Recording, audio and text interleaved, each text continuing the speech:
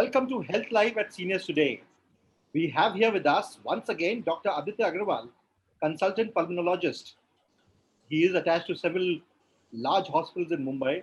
He is extensively trained in respiratory diseases both in India and New York. His special interests are in difficult to treat cough, asthma, bronchitis, and lung fibrosis. He is a dedicated researcher and a peer influencer in management of respiratory diseases. Thank you once again, Dr. Agrawal, for coming here on Health Live at Seniors Today. It is a pleasure having you here. You were here with us in June 2020, to be precise, on June 4th. So how has it been for you since June? Hi, thank you for inviting me back. A lot has happened since June. Those were early days in the treatment and management of patients with COVID, and we have learned a lot, actually a lot. Our perspective about the disease has completely changed over the last 3 to 4 months, and we are less fearful about COVID. We are more confident about treating our patients with COVID. Would you like to make a few opening remarks about the status that is there, and from what you would have possibly recommended then to now? Because the whole objective of inviting you here was that from our readers we heard of still some doubts about how they should manage the fact that the lockdown is now nearly over, and restaurants have also opened, and so have night spots and hotels. How do you really manage and cope with the pandemic? But you know what? I believe what the government of India had done with the lockdown was buy us time to build critical infrastructure for the healthcare workers. It also bought us time into understanding how the disease is evolving and how patients with the disease would behave at a later date. Uh, the so many months of lockdown has actually enabled us to build upon our pharmaceutical therapies. 3 months ago, we did not have as many remdesivirs or favipiravir as we have now. Our understanding of disease comes with collection of data, and what we have been able to do in these months was collect data, and the cumulative data has made us worldly wise. It has taught us a lot of things about how and what not to do in the treatment of COVID. Uh, Initially, it all started off with hydroxychloroquine and azithromycin, and every patient who had uh, even a slight fever would be admitted to a hospital. But now we can triage. We can choose which patient needs to stay at home in isolation with the COVID infection and which patient does not. Right. And even among the queries that we've got from the kind of inquiries and questions that we had got the last time around, these days, the ones that we've received today is a lot more detailed and looking at slightly more detailed responses. So I would request all our attendees today to put in the questions in the Q&A tab, and those of you who are on Facebook can also put in your questions over there. We will try and put them to Dr. Agrawal uh, and get your and get his response. My assistant doctor will call you in 5 minutes. Sorry. In the middle of the pandemic. You are at your clinic, and obviously. No, it's not the clinic. It's I work 24/7. I'm working for 20 hours a day for the past 3 months now. I can imagine.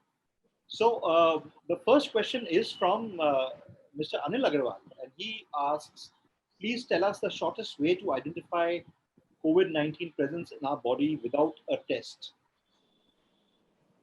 There's really no way that you can determine whether you have COVID or you don't unless you do the test. But today, what we should understand is every fever is COVID unless proven otherwise.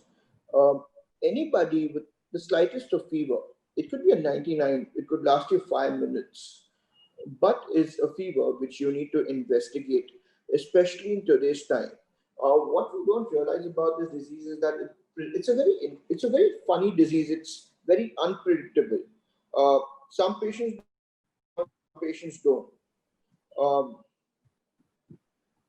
some patients require a lot of therapy initially, some do not. What we should realize is that such patients would do better if they are tested initially, because most of the symptoms, such as breathlessness, only come on a week after the onset of the fever. Patients who have had breathlessness within the first 7 days of the onset of fever tend to do worse and end up in the hospital and sometimes even in the ICU. Um, so the first thing that you should do for any fever is uh, see your doctor, preferably a consultant. Ask them about possibility of getting a COVID testing done, and do not shy away from getting tested and coming positive, because if you do indeed turn positive on the COVID test, you will be cared for better. And if you do not get yourself tested, you'll probably uh, be left untreated. Right. We have a question from DA Pardasani from Mumbai, whose question is, what are the causes and prevention of pulmonary edema? Is it preventable? If so, the Say it measures, again, pulmonary edema. yeah. So say it again. What did he ask? The question is, what are the causes and prevention of pulmonary edema? Is it preventable? If so, the measures and what is the treatment? Pulmonary edema. So basically, there is no pulmonary edema which is there in COVID pneumonia. Patients usually end up having or organizing pneumonia, and a lot of ground glassing is there. Pulmonary edema usually results from heart failure. So again, the words are a little uh, off the chart. Actually, you Yeah, okay, all right, I appreciate. We have a couple of questions which are related. One is from Sumit Jain, who says, when do I consider somebody has recovered from COVID? And what is the safest period of isolation after symptoms go? And there's another question from Kersi Avari, who says, once I recover, will I be having immunity and for how long? all right. So the first thing that we should, the first question first. Um, the first question was from Mr. Sunil, right? Sumit Jain. Sumit Jain. So for Mr. Sumit Jain's answer is that what happens in COVID is you first start getting symptoms and you start counting days. Usually, the patient starts becoming breathless only after the eighth day, or rather from the eighth day onwards. Uh, the patient is in the, there are two phases of the disease. The first one is the viremic phase, and the second one is the inflammatory phase. What happens in the first phase is the virus is actively replicating in your body, and this usually happens for the first 7 days, post which the after effects of the infection with the virus start on. These are the inflammatory effects of the viral infection. Um, so usually a patient is non-infectious 10 days after the onset of the first symptom, along with 3 days of no fever. Patients who are immunosuppressed, so diabetics, patients with chronic kidney diseases, the ones with the heart diseases, the diabetics, the ones with pre-existing immunosuppression, such as cancer patients, usually take longer to actively kill the virus. So such patients can be potential spreaders of disease for much beyond the 10-day period. As far as symptoms is concerned, so if you were to take a normal person, immunocompetent, with no comorbidities, with no illnesses other than the COVID infection, uh, such a person would usually take about 10 days to turn non-infectious, and you wait another 7 days where you intensely monitor the person for onset of new symptoms. So about 17 days from the onset of new symptoms is what we usually look at. And the question from Kersi Avari, was So Mr. Awadi asked me, was requesting an answer on immunity. Um, Hi, Mr. Awadi. I just met you half an hour ago. This question could have come a little earlier. Um, so, so Mr. Awadi has a pertinent question because so basically, COVID is a viral infection. It induces your body to react.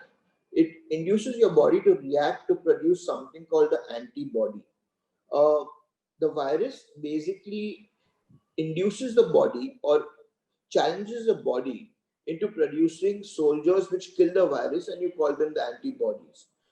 Usually, the antibodies come on in the system about 15 days from the onset of symptoms. I'm talking about the neutralizing antibodies. You have two types of antibodies: the IgM, which comes on very soon in the onset, within the first week after the onset of symptoms, and the second type of antibodies are the IgG.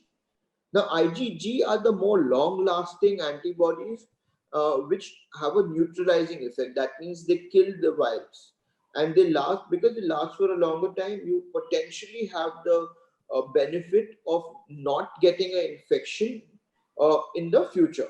So, when we speak about will you be protected for a long time?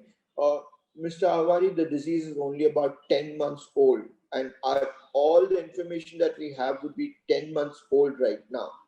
So, we know that patients who have had infection in the past do not usually get the infection again, at least for about 4 to 5 months. But that's about the knowledge that we have right now, and that comes from whatever experience that we have gathered right now. Though there have been some case reports of reinfection or relapses. Now, it's going to be very difficult to determine whether these are reinfection or relapses. And what's the difference between the two is that reinfection means a person who's had the infection in the past gets an infection from a different strain of the virus, while a relapse is that the patient who had an infection in the past has some persisting viruses in the body which then come on right. Uh, and thank, will cause the infection again. uh, we have a question from Milan Mehta. Says, is the reading perfect always for SO2 reading by oximeter in case of a paralytic patient who is also taking BP medicines to keep the pressure low? So basically, a pulse oximeter is a small little instrument which we have been using for about 20 years now, a portable pulse oximeter, and it does its job rather well. It works on the principle of emitting light at a particular wavelength, and then it bounces against the red blood cells in your body, and the sensors pick it up to determine how much of your oxygen is saturated with, how much of your blood is saturated with oxygen. Most pulse oximeters are rather accurate most of the time. However, there could be some pulse oximeters which are faulty, but then that's a one-off thing. As far as in blood patients who have had blood pressure, how accurate is the pulse oximeter? I think it's fairly accurate. What you should realize is that if somebody has a peripheral vascular disease, that means a disease where the arteries of the arteries are damaged. In such patients, obviously, what's going to happen is that the pulse oximeter will not be able to pick up the pulses. It's not going to pick up the color of the blood and may give you faulty readings. Thanks. We have a question from Shailaja GS who says, I am an asthma patient, 63-year-old, no episodes of respiratory diseases, prophylactically on Acylin thrice and Biclate once a day. In case of a COVID infection, can I be treated at home? So, you may be an asthmatic or you may be somebody with no disease at all. So, COVID is a very funny disease and it's extremely difficult to predict who should be treated at home and who should not be treated at home. But what you should realize is that anybody who has worsening of the disease should be ideally in a hospital if your oxygen levels go below 94%. Uh, it makes it easier. It may not be the most ideal situation if your saturation is 94 or 93 and then you don't worsen. But if you do worsen in a hospital, you people can manage you with facilities available. Right. We have a question from an anonymous attendee. In fact, two questions. What about post-COVID infectious fibrosis? Can it be treated? If so, how long does it take? And how can one improve the saturation from desaturation? The person also says, my pulmonary arteries are narrow. I have no problem as of now. What precautions should I take for the future? Now, this is debatable actually, and we don't have much data about this. Any infection in the lung does heal with scarring, any infection. And it could, when we speak about infections in the lung, let's talk about the most common lung infection we treated in the past, which caused scarring, that was tuberculosis. It causes a lot of fibrosis, tuberculosis. The same way patients who had something called acute respiratory distress syndrome in the past uh, did have a lot of scarring in the lung, but then this scarring was usually not progressive. Uh, Patients who have COVID infection usually again have something called the ARDS, where there is a damage to the capillaries, that is the small blood vessels which they form an interaction between the surfaces of the lung, which contain air, and these capillaries contain the blood, which takes the oxygen into the blood and then into the different parts of the body. Now, what happens is these capillaries start breaking and they leak proteins into the air containing spaces called the alveoli. Uh, Now, here the scarring starts. This disease, once the scarring is stabilized, then I don't think the scars increase, at least as of now.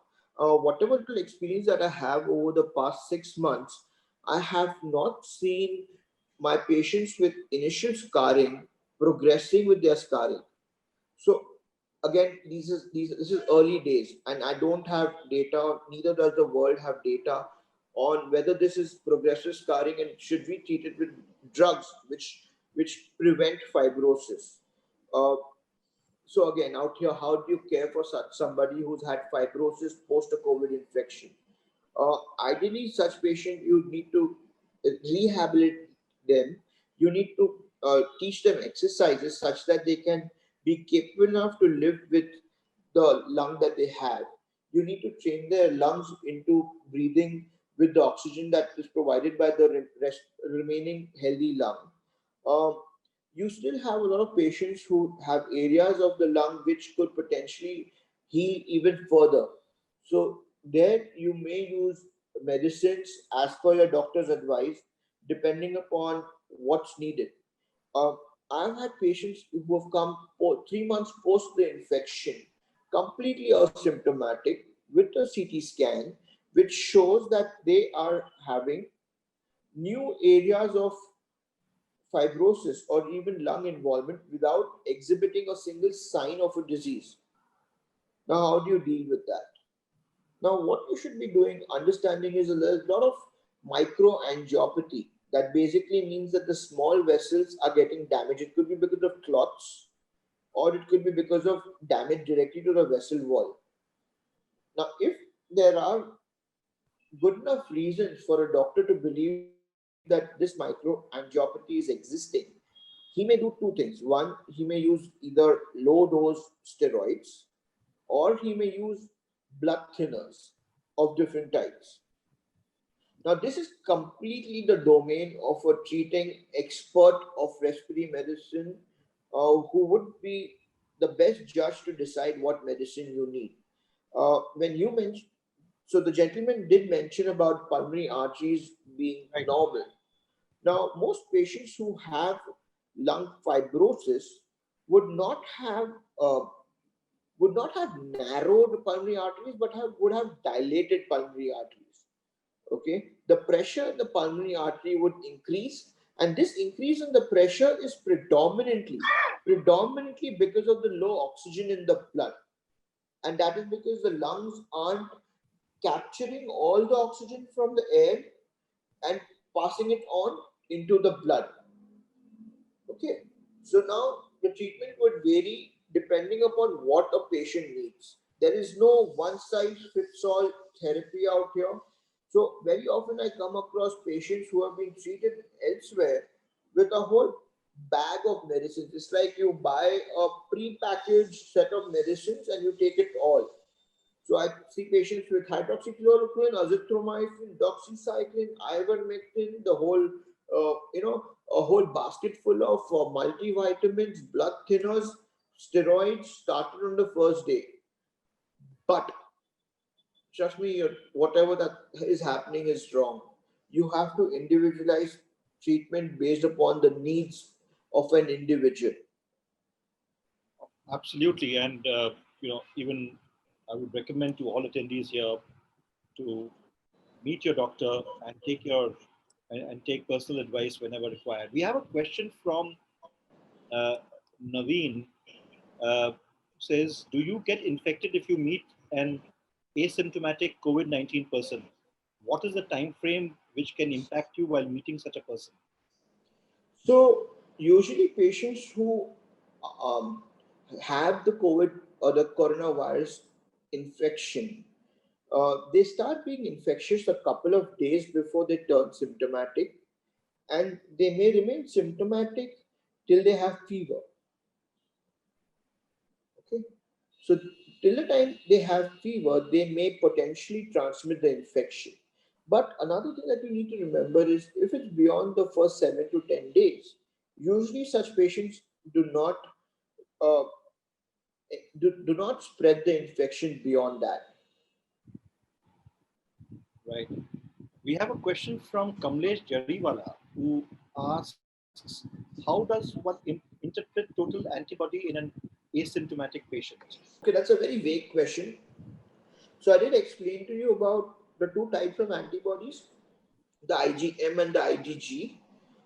Most labs today aren't doing total antibodies anymore, and they're doing very specific IgG antibodies.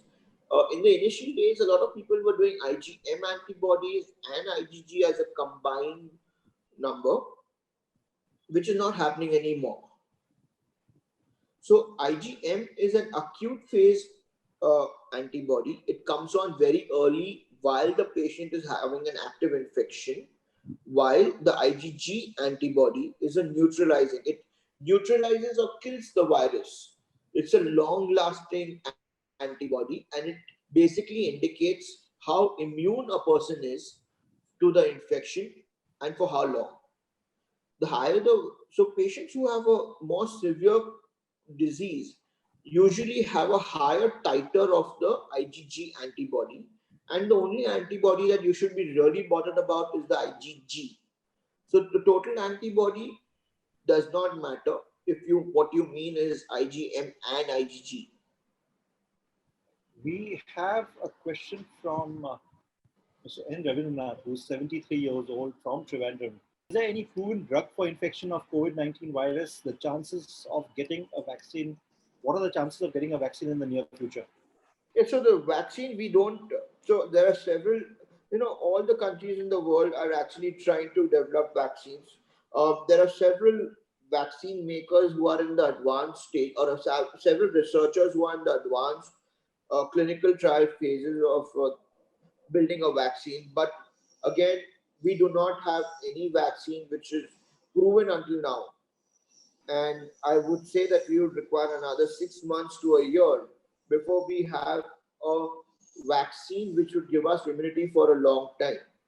Until then, we would have to learn to fend for ourselves with safe social distancing, as hand hygiene, and basic hygiene.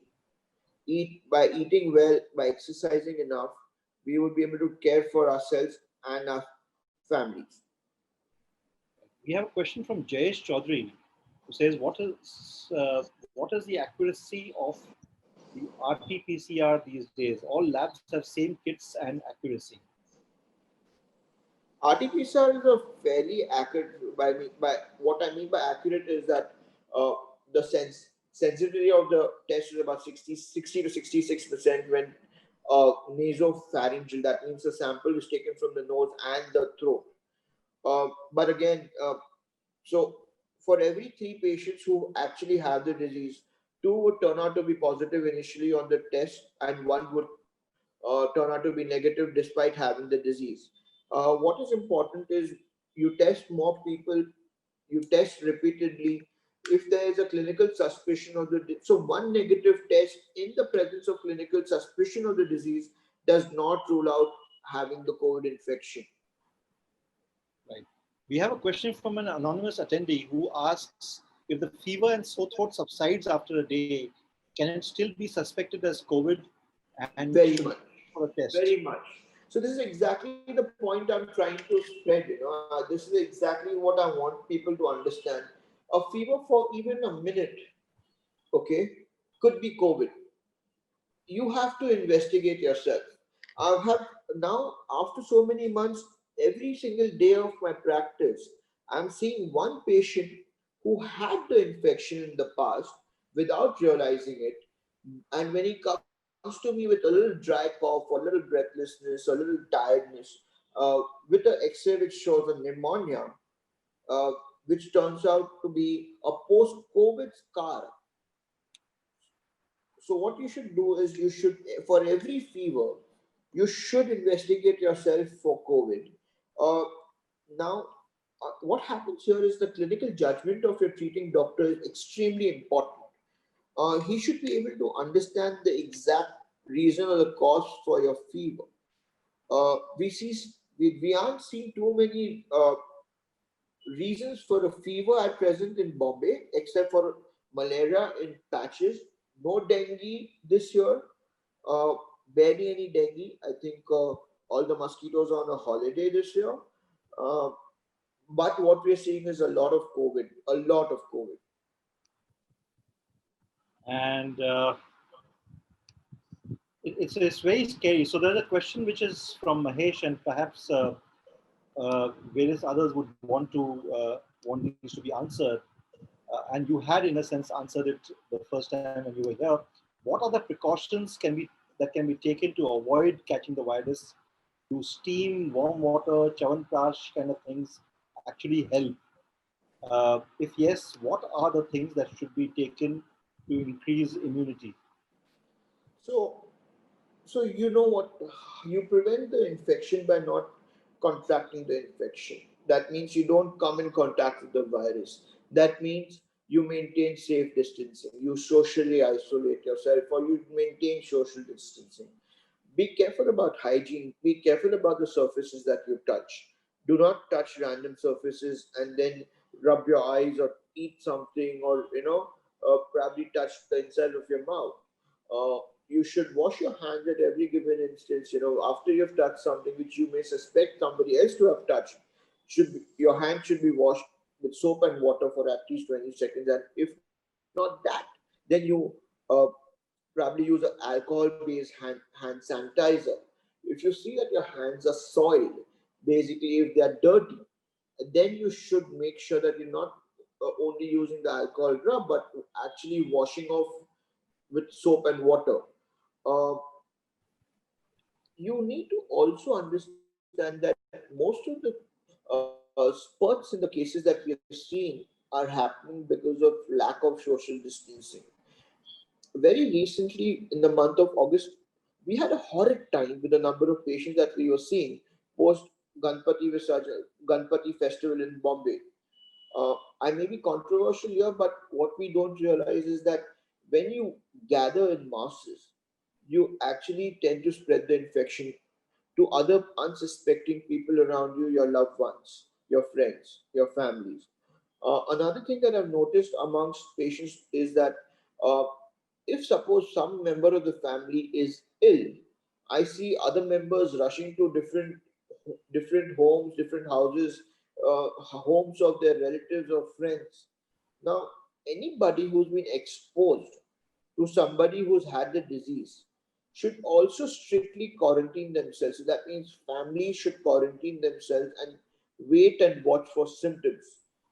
The very word quarantine means 14 days of isolation and waiting for the onset of symptoms.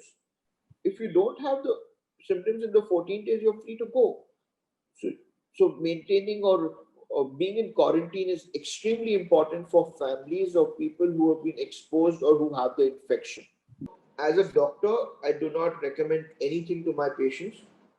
The only recommendation that comes from me is that the patient should hydrate themselves well, uh, unless there's a contraindication to hydration. Patients should drink about 3 to 4 liters of water at room temperature, if not cold. Uh, Avoid very hot water to avoid burning your throat, to avoid burns. We have seen scads in patients who have been, you know, doing steam inhalation or who have been. So we had an incidence of somebody dropping hot water on themselves in the hospital while they were getting steam. We don't want a repeat of that accident.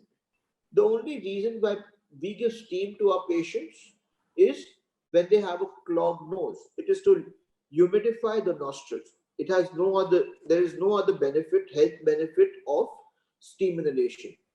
Uh, Sometimes we use it to soothe the throat, to humidify the throat, okay, when you're getting a dry, scratchy cough.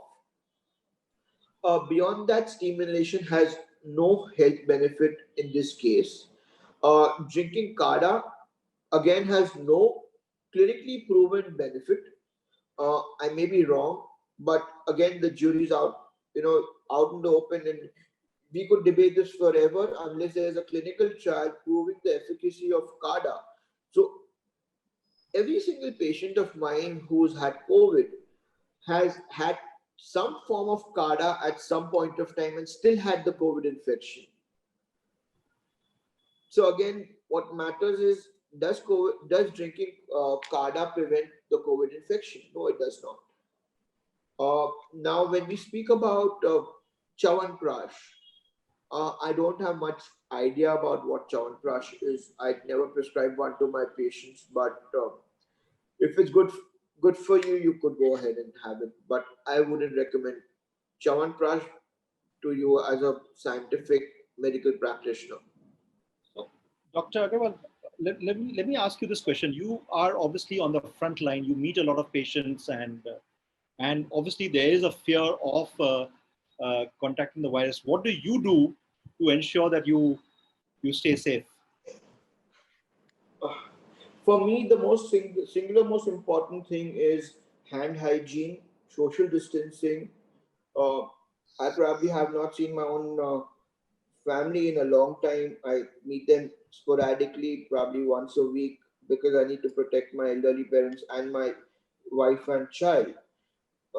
It's okay. I mean, I understand these are the drawbacks of the profession. Uh, I do make sure that when I do go to a COVID hospital, I change into scrubs, change into the clothes in the hospital, change into hospital clothes, don my PPE, wear my gloves, put on my mask, and only then go and see patients. When I'm leaving the hospital, I make sure that before I touch any of my personal belongings, I'm washing my hands, my face, probably having a bath in several hospitals several times a day. Um, the other important things are eating right. Uh, Third thing is maintaining stress. Stress also reduces our immunity, and it is very important that we de-stress ourselves. Uh, the fourth most important thing is that you need to hydrate yourself very, very well with about 3.5 to 4 liters of water a day. Next, take your multivitamin, because Indian diet probably, or rather the fat diet that we usually follow, is supplemented by these vitamins. The other important thing that you need to do is you need to sleep. You need to sleep for a good 7 to 8 hours every single day of your life, and that would definitely help you in reducing your stress levels and also in uh, keeping your immunity in check. And that's what I try to do, but this is gospel. I do not follow everything that I say. That's because I don't have the luxury of time. Uh, we really hope you stay safe, Doc, and rest well and eat well. We have a question from Anand Narayanan, who says, my mother is aged 80. She has persistent cough after a viral infection. If it doesn't subside, what is the remedy? So it's very important that you determine the cause of the cough. Now, if you've had a viral infection, you could have a post-viral infection, tracheobronchitis, which could be treated very well with some inhalers, with some inhaled corticosteroids. But every cough has a reason. It's important to see a professional who treats cough and treats cough well. Uh, I mean, see, understand something that every doctor in the country treats respiratory diseases, and 50% of the time uh, of any human being visits a doctor is for a respiratory complaint. But it is also important that you see domain experts who specifically see respiratory diseases only. And obviously, the level of expertise helps you diagnose the condition better and treat it better. Uh, so, ideally, I would ask you to see a chest physician who treats chronic cough before initiating any therapy. Thanks. We have a question from Vilas Jagdade, who says, after COVID, is there hair fall after 30 to 60 days? If so, what are the remedies? So, COVID is a condition which causes a lot of stress. Is basically a catabolic state. You may lose hair, and the only way out of it is de-stressing yourself, treating the disease right, and I don't have an answer for that specifically actually. We have a question from uh, Bridge Dugal, who says, my wife suffers from difficulty in breathing whenever she moves a little bit. In case she takes rest, it improves. She is 71, diabetic, and has a BB issue.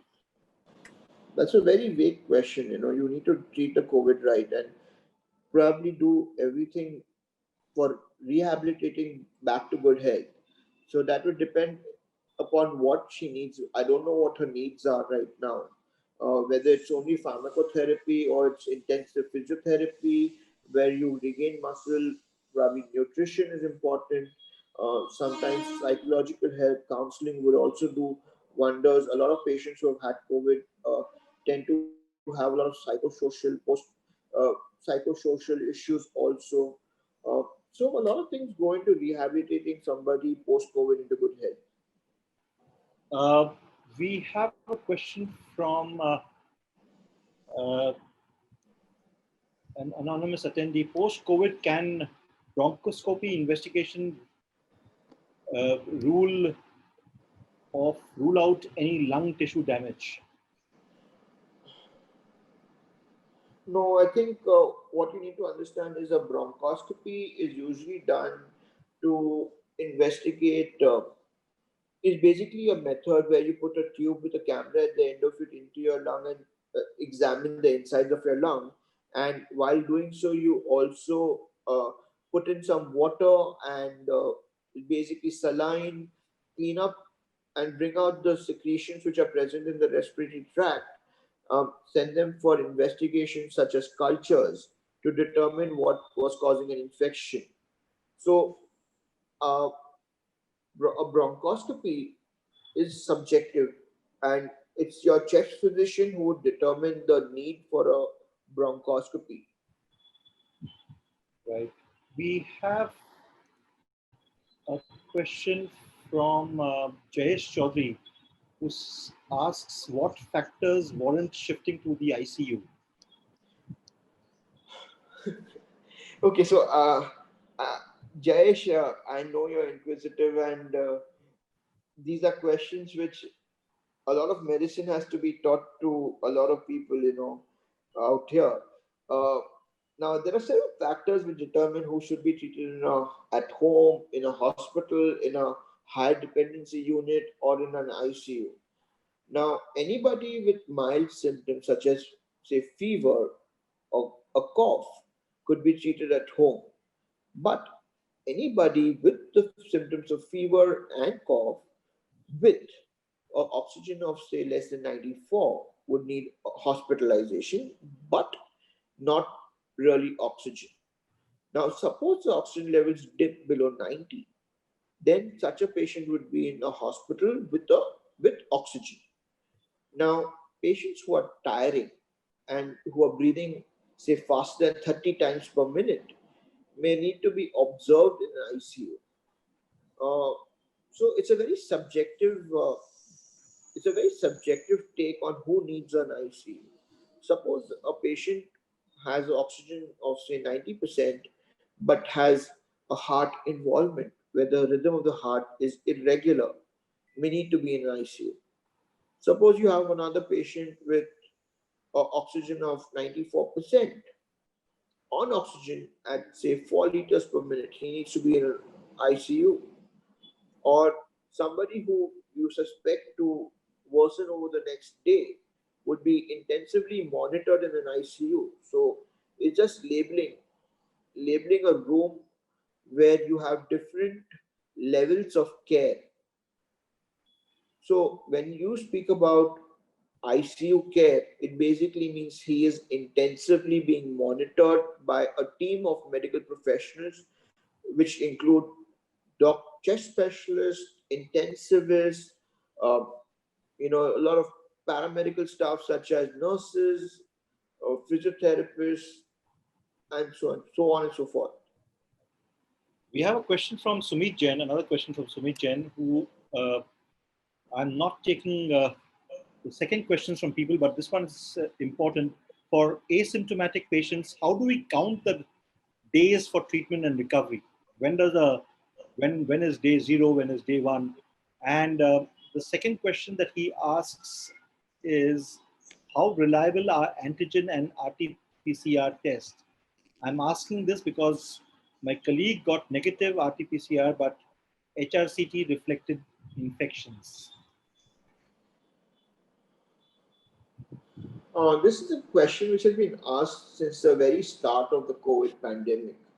Uh, Again, I would like to reiterate RT-PCR is positive in in a patient with the disease 2 out of 3 times tested. So if I were to test a person thrice, somebody who has a COVID infection thrice, twice the test would come out to be positive, and once it will come out to be negative. So you have to look at these tests in relation with the clinical history. Very often, a patient may have clinical signs and symptoms, but with RT-PCR negative, but that's when the clinical judgment of the treating doctor, comes into play. Uh, you know, you wouldn't need doctors if it was not for their infinite wisdom to help you treat patients. No two doctors have the same level of expertise. No two. We are all humans. But at the same time, it's also important to understand why they are there in the very first place. Uh, we're not treating numbers. Very often, I get phone calls from patients saying, doc, I have a CT value of this, so that means I would have nothing. I wouldn't have the disease. Or I have a patient who has a CT value of, say 15 or 20, and he says, doc, I have a higher CT value than my father, so I need to be in a hospital before my father, though his oxygen is at 80% and mine is at 99%. So that's again a mistake which we are often repeating, which we should avoid. Our last question for the evening is from Nisha Podar.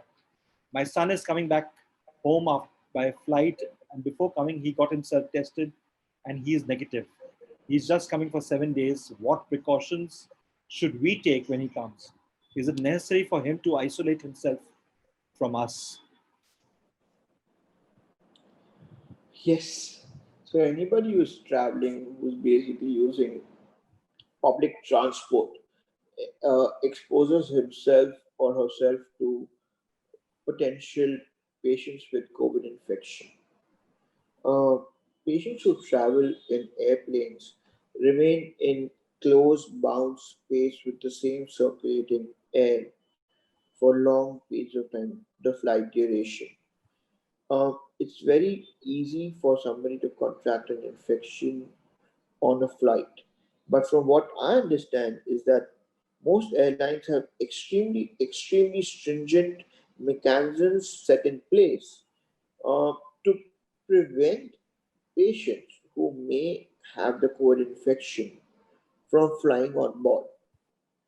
But the virus is so tiny and human knowledge is so little at this point of time with regards to this disease that you may have slip-ins every now and then. Uh, if someone is traveling, I would recommend 7 days of quarantine or isolation. Thank you very much, Dr. Agrawal, for being here. There were so many people and there were so many questions, but you answered all of them so well, and you agreed to answer them by mail or by WhatsApp. So we will take you up on that. Thank you very much for your time, and Thank you. well.